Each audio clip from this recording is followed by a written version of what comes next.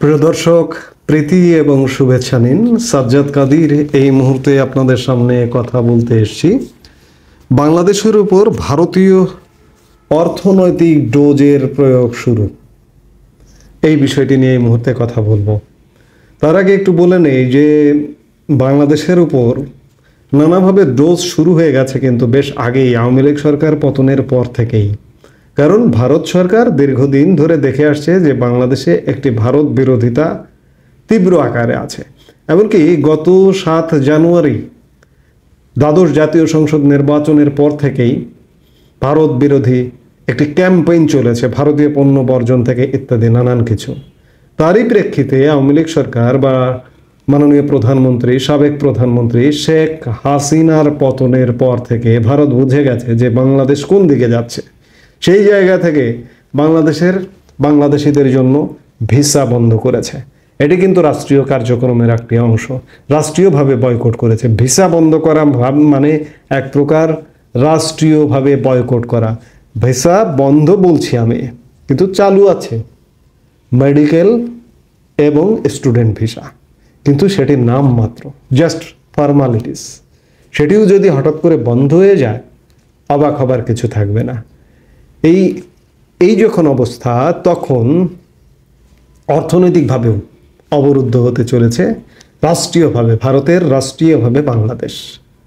কিভাবে? এই যে বাংলাদেশে ভারতের দান, অনুদান এবং ঋণে বহু প্রকল্প চলমান আছে বা বিভিন্ন সময় চলে। যেমন বিগত আওয়ামী লীগ সরকারের সময়ে 40টি প্রকল্প নেওয়া হয়েছিল ভারতীয় অর্থায়নে, ভারতীয় ঋণে। সেই প্রকল্পের 15টির কাজ শেষ হয়েছে, বাকি আছে অনেকগুলো কাজ, এখনও কাজ শুরু হয়নি বা কাজ 40% হয়েছে, 20% হয়েছে, এরকম কাজ বহু আছে। তার মধ্যে এই প্রকল্পগুলো 5 আগস্ট পরবর্তী সময়ে এক প্রকার স্থবির হয়ে গেছে, এক প্রকার বন্ধই হয়ে গিয়েছিল।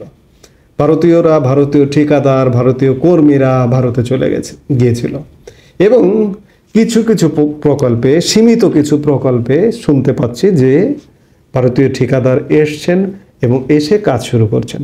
যেমন একটি সড়ক প্রকল্পের কথা বলি, যে ব্রাহ্মণবাড়িয়া আখাউড়া একটি 4 লেনের রাস্তা ভারতীয় ঋণে হচ্ছে। সেই প্রকল্পটির কাজ আবারও খুব স্বল্প পরিসরে 3 মাস পরে শুরু হয়েছে। এটি একটি শুরু হয়েছে, কারণ এই কাজটি অনেক দূর এগিয়েছে, এটি শুরু হয়েছে।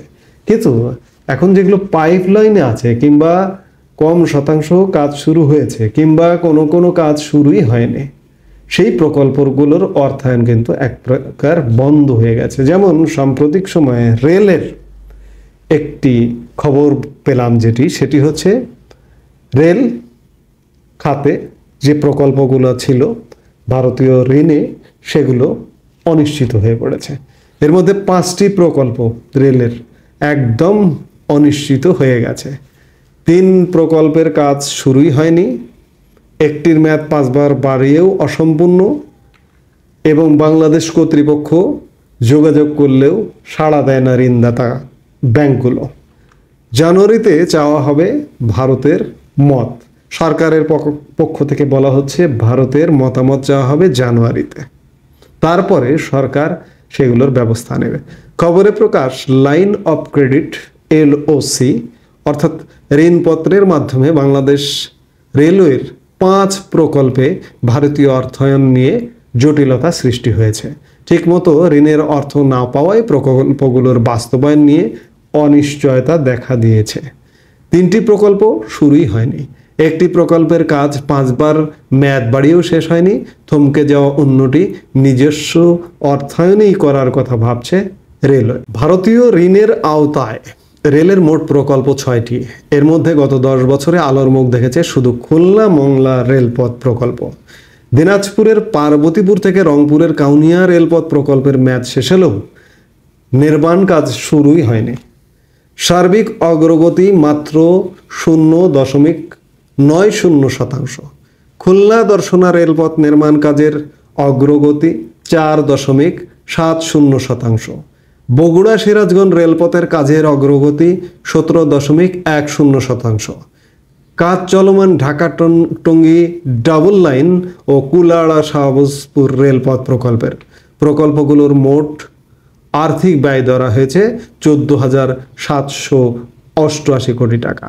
এলওসি ঋণের শর্তে বলা হয়েছে প্রকল্পগুলোর 75% অর্থায়ন করবে ভারত থেকে, বাকি 25% দেবে বাংলাদেশ। ভারতীয় ঋণের পুরো অর্থ দেবে দেশটির এক্সিম ব্যাংক। এলওসি অর্থাৎ লাইন অফ ক্রেডিট হচ্ছে একটি বিশেষ ধরনের ঋণ ব্যবস্থা। নমনীয়তা এই ঋণের একটি সুবিধার দিক। সম্ভাব্য অসুবিধার মধ্যে রয়েছে সুদের উচ্চ হার ও অতিরিক্ত ব্যয়ের আশঙ্কা। যেটি জানা যাচ্ছে, ভারতীয় অনুদানে আমাদের বাংলাদেশে বহু কাজ হয়, দানে কাজ হয়, ঋণে কাজ হয়। যেমন আমার পদ্মা সেতুতেও কিন্তু ভারতীয় অনুদানের একটি অংশ আছে। এমনিভাবে বিভিন্ন প্রকল্পে এরকম অসংখ্য, আমি সবচেয়ে মেগা প্রজেক্টের কথা বললাম, ঠিক তেমনিভাবে ঋণ তো আছেই। ভারতীয় ঋণে আমাদের অসংখ্য প্রকল্প চলে বছরের পর বছর, কিন্তু এই সময় এসে সেগুলো কিন্তু বন্ধ হয়ে যাচ্ছে। অর্থাৎ ভারত রাষ্ট্রীয়ভাবে অর্থনৈতিক ডোজ দেওয়াও শুরু করেছে। এতে কি হবে? বাংলাদেশ ক্ষতিগ্রস্ত হবে, আমরা ক্ষতিগ্রস্ত হব। আমরা বুঝে না বুঝে ভারতীয় বিরোধিতা করি, ভারতীয় অগ্রাসনের কথা বলি, ভারতীয় পণ্য বর্জনের কথা বলি। কি লাভ আমাদের? এই যে ভারতীয় অগ্রাসনের কথা যারা বলেন, দয়া করে আমি মূর্খ মানুষ, অশিক্ষিত মানুষ, কি অগ্রাসন চালাচ্ছে ভারত একটু যদি আপনারা বলেন। এই যে কমেন্ট অপশন আছে, সেখানে যদি একটু তালিকা দিয়ে যে বলেন ভারত এই অগ্রাসন চালাচ্ছে আমাদের, এবং আপনারা কথায় কথায় বলেন যে ভারতীয় দালালরা হুঁশিয়ার, সাবধান। আমি কি তাহলে ভারতের দালালি করছি? যদি বলেন যে দালালি করছি, তাহলে করছি, কারণ আমার সবচেয়ে নিকট প্রতিবেশী দেশকে বাদ দিয়ে আমি চিন্তাও করতে পারি না। কারণ আমার বাড়ির চারিদিক দিয়ে ঘেরা একটি দেশ, সেই দেশকে বাদ দিয়ে আমি একটা মূর্খ মানুষ, এই জন্য চিন্তা করতে পারি না। কিন্তু আপনারা অনেক শিক্ষিত, যারা ভারত বিরোধিতা করেন, অনেক জ্ঞানী, তারা চিন্তা করেন হয়তো ভারতকে বাদ দিয়ে, দূর দেশ পাকিস্তান নিয়ে কল্পনা করেন। কিন্তু আমি পারি না, কারণ আমার সবচেয়ে বড় ঋণের জায়গা, যে ঋণ আমি কখনো শোধ করতে পারবো না। আরেকটি দেশের স্বাধীনতা এসে আরেক দেশের জনগণ প্রাণ দিয়েছে, এর চেয়ে বড় ঋণ আর কি হতে পারে? ভারতের সেনাবাহিনীর একটা বিরাট অংশের রক্ত আমার এই মাটিতে মিশে আছে। আমি সেই মাটিতে বসে স্বাধীন দেশে তাদের অবদানের কারণেও, আমাদের নিজস্ব অবদান অবশ্যই আছে, শ্রেষ্ঠতম অবদান, কিন্তু ভারতের অবদানের কারণে আমি একটি স্বাধীন দেশের নাগরিক হিসেবে বলছি যে আমি একটা স্বাধীন দেশের মানুষ, আমি বাংলাদেশের মানুষ। আমি এই ঋণের কথা কখনো ভুলতে পারবো না। ঠিক তেমনিভাবে আমাদের পণ্য, সেবা, চিকিৎসা, শিক্ষা ইত্যাদি নানাভাবে আমাদের সহযোগিতায় বা আমরা তাদের কাছে সেবা নিয়ে ধন্য হই, সেসব জায়গা থেকে আমি কখনো ভারত বিরোধিতা করতে পারবো না বলে আন্তরিকভাবে দুঃখিত। এতে যদি আপনারা কেউ আমাকে ভারতের দালাল বলেন, কোনো অসুবিধা নাই, এই দালাল শুনতে আমার কোনো খারাপ লাগবে না, তাই আমি বিরোধিতা করতে পারবো না। এই যে ভারত বিরোধিতা করছি, সবাই কিন্তু করি না আমরা। বেশিরভাগ মানুষ ভারতকে নির্ভর করতে চায়, ভারতকে বিশ্বাস করতে চায়, ভারতকে আপন মনে করে এবং ভারতের সেবা পেতে চায়। কিন্তু সীমিত কিছু মানুষের কারণে আমাদের যে একটা নেতিবাচক ইমেজ গড়ে উঠেছে ভারতের কাছে, তার প্রভাব আজকে আমরা ভারত থেকে যে সুযোগ সুবিধাগুলো পেতাম, সেগুলো একের পর এক বন্ধ হয়ে যাচ্ছে। এই যে আজকে যারা ভারত বিরোধিতা করেন, চিকিৎসার জন্য কোথায় যাবেন? পাকিস্তানে যাবেন। পাকিস্তানে যে ভালো চিকিৎসা পাবেন, যদি পান তাহলে যান আপনারা। এত কষ্ট, এত ঝাঁকি ঝামেলা, বিমানে ছাড়া যেতে পারবেন না। সড়ক পথে কত সুন্দরভাবে ভারতে চলে যায় 8-10 ঘন্টার মধ্যে এবং স্বল্প ব্যয়। অর্থাৎ আপনি যদি ধরুন ঢাকা থেকে চট্টগ্রাম যাচ্ছেন, যেমন ঢাকা থেকে পঞ্চগড় যাচ্ছেন, এমন একটি খরচ দিয়ে আপনি ভারতের কলকাতায় চলে যেতে পারছেন। এর চেয়ে বড় সুবিধা আর কি হতে পারে? কিন্তু আপনারা সেই সুবিধা চাইছেন না, ভালো কথা। কিন্তু ভাই, বেশিরভাগ মানুষ বুঝতে পারে বা বুঝছে যে ক্ষতিটা কার হচ্ছে, কিভাবে হচ্ছে। তো আজকে এই যে বড় ধরনের ক্ষতির মুখে আমরা পড়ছি, আমাদের এই যে অসংখ্য প্রজেক্টগুলো যদি বন্ধ হয়ে যায়, ভারত যদি ঋণ না দেয় 75%, আমরা কি করতে পারবো এই প্রজেক্টগুলো? এগুলো তো মাঝপথে মুখ থুবড়ে পড়ে থাকবে। আজকে এমন অবস্থা হয়েছে সম্পর্ক, বাংলাদেশ তাদেরকে চিঠি লেখে, তারা কোনো জবাব দেয় না। বাংলাদেশের ইমেজটা ভারতের কাছে এইরকম পর্যায়ে নেমে গেছে। এগুলোর সুফল কতটুকু, নাকি বিফল, নাকি ফল ভোগ করতে হবে, নেতিবাচক ফল আমাদের ভোগ করতে হবে?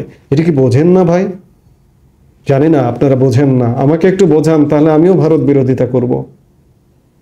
এই মুহূর্তে এ পর্যন্তই। সবাই ভালো থাকুন, সুস্থ থাকুন। আমাদের ভিডিওগুলো নিয়মিত পেতে সাবস্ক্রাইব করুন Sajjad Kadir and the legends YouTube channel এবং লাইক, কমেন্ট, শেয়ার করে সাথে থাকুন।